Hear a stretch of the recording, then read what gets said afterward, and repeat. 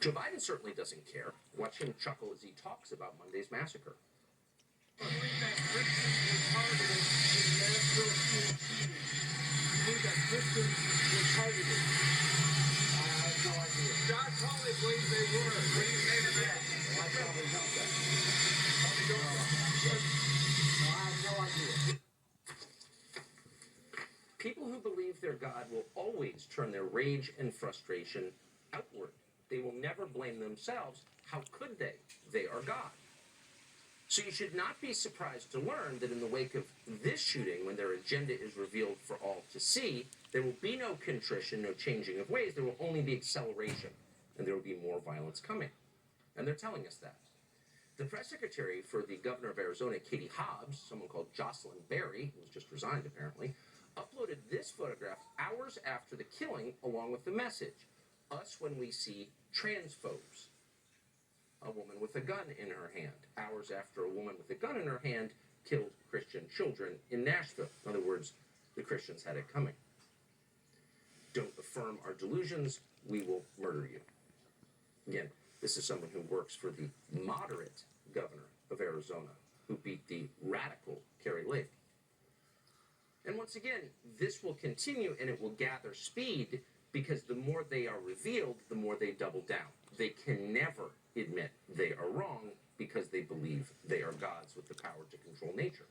So once again, you should not be surprised at all that there is something called the Trans Day of Vengeance coming this weekend, planned by Antifa in Washington, D.C. It was originally called the Trans Day of Visibility, but the Trans Radical Activist Network, the organizers, decided to change the name just before the massacre in Nashville.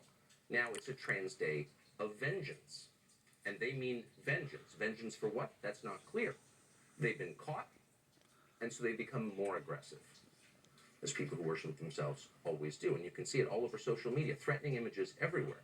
One trans activist posted this message yesterday, quote, "Kill Christ cucks, behead Christ cucks, roundhouse kick a Christ cuck into the concrete, slam dunk a Christ cuck baby into the trash can." Attached to this post is an image of someone holding a rifle and wearing body armor. Now, you would think in a country supposedly as sensitive to violence as ours, run by an administration that wants to end gun violence, that the Justice Department would be all over this because they're terrified, of course, of groups with guns who are organized trying to upset the social order. But in this case, they're not terrified at all. They have no problem with this whatsoever. We called the DOJ today to ask, what are you doing about this? They didn't bother to get back to us. Meanwhile, the tech barons are, as always, making sure you don't even know what's happening. Twitter, which was supposed to be free, has banned several users, including a sitting member of Congress, Marjorie Taylor Greene, Andy Ngo, Sean Davis, for mentioning the existence of the Trans Day of Vengeance. You're not supposed to know what's coming. The head of trust at Twitter, a woman called Ella Irwin, is deliberately silencing reporting on this Day of Vengeance. Because again, it's coming, but you shouldn't be allowed to prepare for it. Subscribe to the Fox News YouTube channel to catch our nightly opens. Are changing the world and changing your life. I'm Tucker Carlson tonight.